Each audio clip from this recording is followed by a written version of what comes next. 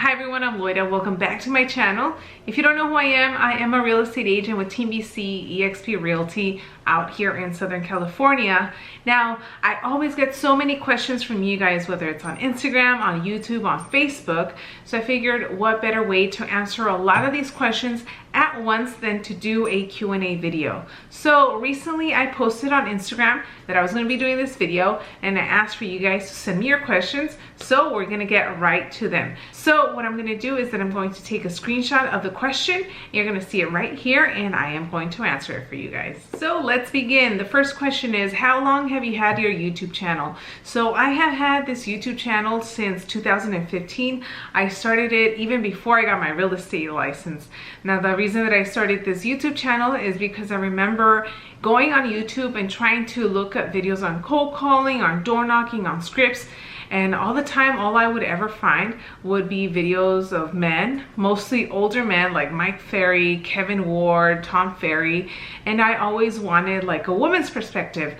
At the same time, Brian, who you guys know, BC, he has his YouTube channel. He was starting, so he kind of pushed me to create my own YouTube channel. Obviously, there weren't a lot of women in real estate that were putting out videos, so that was a great way for me to start. So since 2015, April 2015, that's when I first started my YouTube channel, and I have been pretty consistent since. You guys can look back at all my older videos. Next question, best sources for sale by owners. So if you want to go after for sale by owners, I highly recommend that you go on Zillow. There is a tab for sale by owners. Those are free leads. You can also go on Craigslist under the real estate by owner section. You can also pay for different services that provide you for sale by owner leads. Some of these services, such as Vulcan 7, Espresso Agent, Landvoice, these are great resources. However, they do have a subscription fee. So every month you pay over $100 or whatever it is, and they also give you for sale by owners. Along with that, sometimes just driving around, you'll see for sale by owner signs. However, if you're a brand new agent or if you don't have that big of a budget, I highly suggest that if you are looking for sale by owner leads, that you start in Zillow and Craigslist. Next question, through cold calling techniques, is there an average of listings per month? No. I can't tell you whether you're gonna get 5 listings or 10 listings or 1 listing per month from cold calling. That's really gonna come down to your skill level along with the type of leads that you're going after. Whether it's for sale by owners or expireds, then yeah, the likelihood of you getting listings that month is gonna be much higher. But if you're going after, let's say, Facebook leads or just circle prospecting, it might not be as high. For everyone is different. So personally, I can't tell you how many listings you're gonna get every single month if you just do cold calling. It's a numbers game, yes it is. However, it's over time, you just start getting better and better. You will get leads that will eventually convert, but again, there isn't that set figure of how many listings or how many buyers you're gonna work by just doing cold calling every single day for a whole month. Moving on to the next one. What should an agent who is on a team start doing before he leaves the team? So if you're on a team and you're thinking about leaving a team, it might be because you feel that you can do things on your own and you don't need the support or the help from other team members.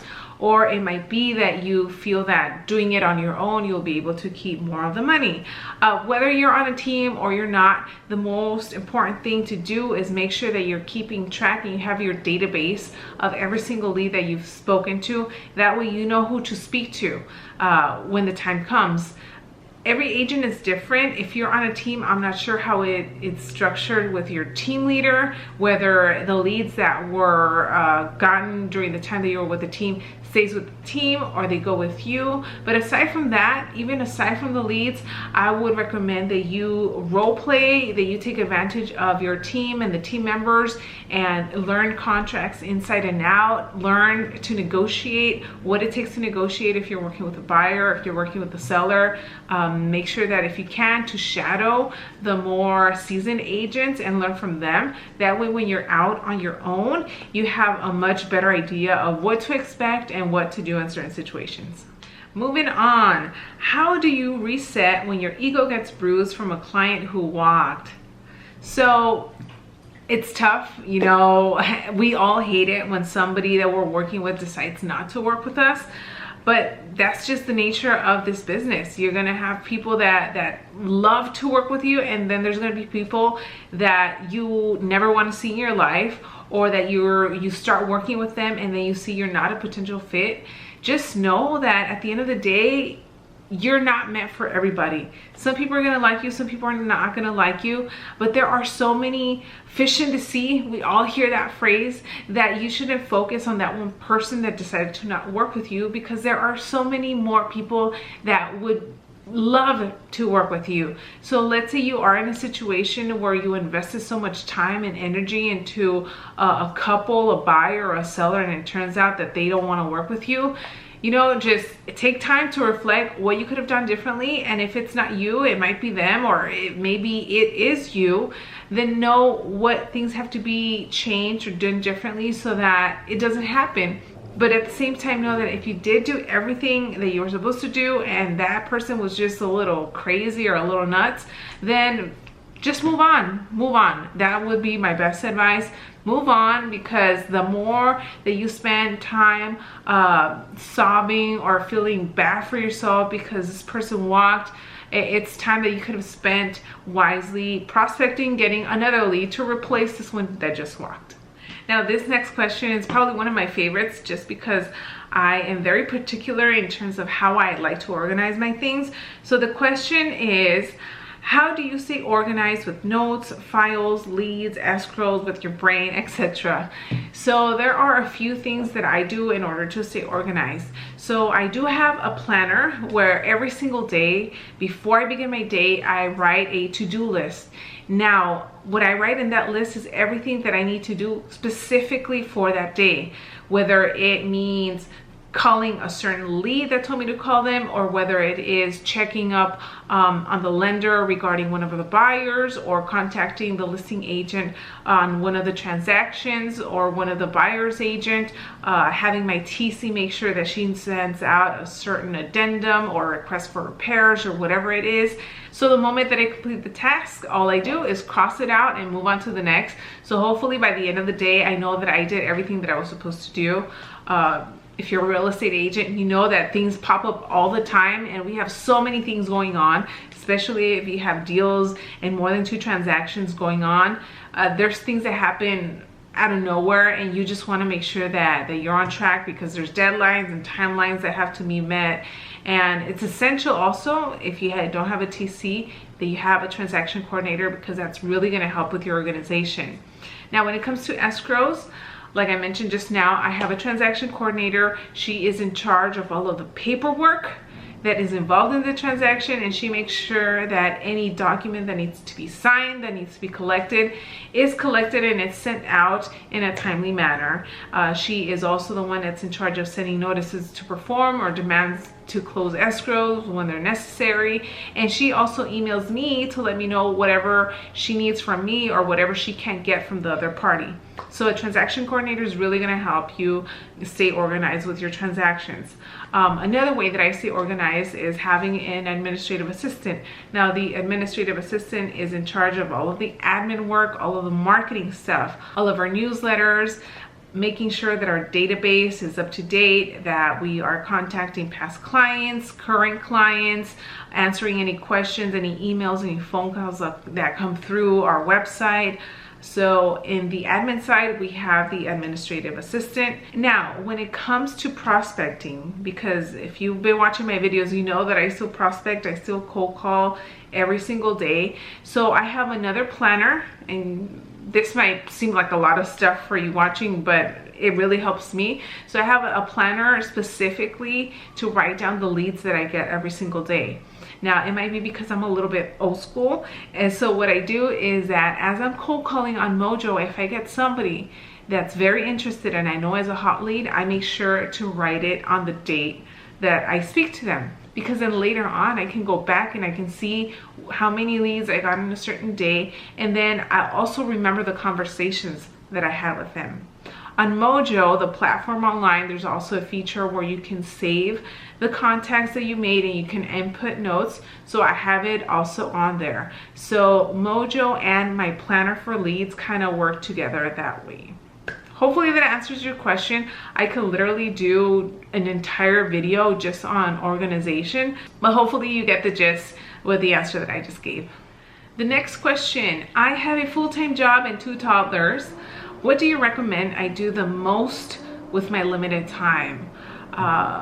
Well, props to you for being a full-time mom with 2 kids and pursuing real estate. And I'm not sure if you have another job, but I can only imagine how busy you are. Now, if you're in a position like that where you have a family and it's always hectic and you have very limited time to invest in your business, I would suggest, let's say for you in your case, if you're free on the weekends, possibly do open houses or see if you can work with another agent that needs help. That way you can be maybe their showing assistant in the beginning, or you can be their buyer's agent. See if there's an agent that might need assistance. It might be an agent that has a lot of production going on and it's gotten to the point that they need some help. You might be able to come in and help in those specific hours that you only have, the limited time, just like you mentioned. Also, if you do have very limited time, I would suggest going towards the low-hanging fruit, which are the sellers, which is for sale by owners and expireds. You can cold call these leads or you can door knock them. So pick a day or pick a couple days or a time frame. Just make sure that you have it written down and know that those time frames are allocated for your business, and then from there you can decide what it is exactly that you want to do. That way you are investing in yourself and you're doing something that you want to do, but at the same time it's not taking time away from your family because you also have that time set aside for them. Now, this same person also asked, do you have the option to work from home as a real estate agent? And the answer is yes. I don't think that I have heard of a brokerage that is mandatory for agents to be there, but for pretty much any brokerage, you can work from home, you can work from the office. I have my home office and we also have our team office in a physical building. The brokerage that I'm with, eXp Realty, is a cloud-based brokerage, and the reason for that is that they know that a lot of realtors, if you're working, you're either out showing property or you're out at listing appointments at the property of the homeowner. So the only time somebody might be in an office is if they're prospecting, doing some cold calling. Some offices do offer phones and services so that you can just go in there and sit down. But nowadays, just with your cell phone, I mean, I just go into the office, I log on to Mojo, and the reason that I go into the office when I do is because I like the environment of being alongside with my team and seeing them prospecting and pushing each other. Here at my home office, I do the same thing. I prospect and I love my home office. So it's nice to have a balance of both. But yes, to answer your question, let's say you join eXp Realty or some type of brokerage that doesn't have a physical location, you can totally 100% work from home as a real estate agent.